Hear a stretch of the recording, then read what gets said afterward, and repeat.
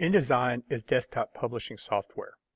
Desktop publishing is anything that is printed. It's anything from business cards to magazines and newspapers to billboards to posters, flyers. Anything that is printed is desktop publishing. InDesign is the industry standard for desktop publishing. If you are a mom that's doing a newsletter for a local swim team, you're probably using Microsoft Publisher because it's a lot cheaper. It has a lot less features.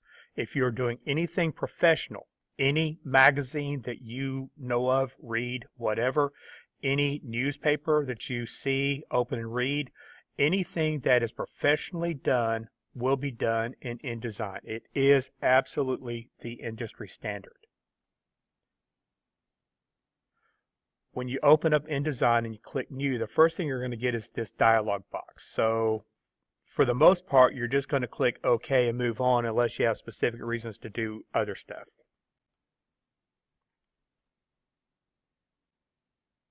This is the desktop. So this is my working document. I am set up to do one page.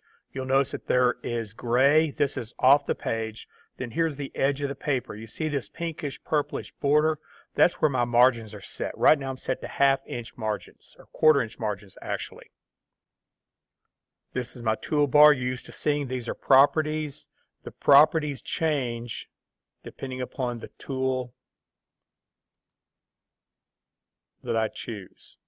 One important thing to understand about desktop publishing is, since it is printed media, one of the most important and significant things about printed media is text, the fonts that you use, etc.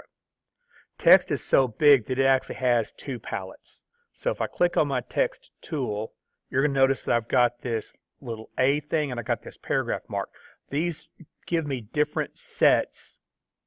I'm going to call them submenus. These give me different sets of options. So the submenus are the character, and this is where I'm going to see font, and I'm going to see this is where I get bold, italic, things like that.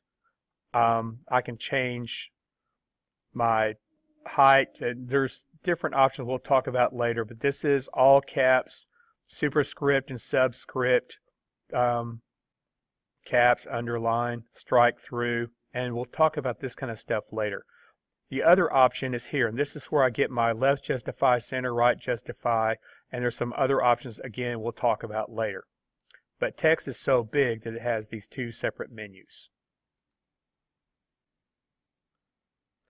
Instead of a layers palette, what we're going to be concerned with is going to be the pages palette. These are master pages. This is called the line. There's above the line and below the line. We'll talk more about that later. But right now, this is where I'm editing. It's a representation. If I have multiple pages that I create, and think about magazine, they've got a lot of pages. So you navigate here by going to this. And that is InDesign's desktop.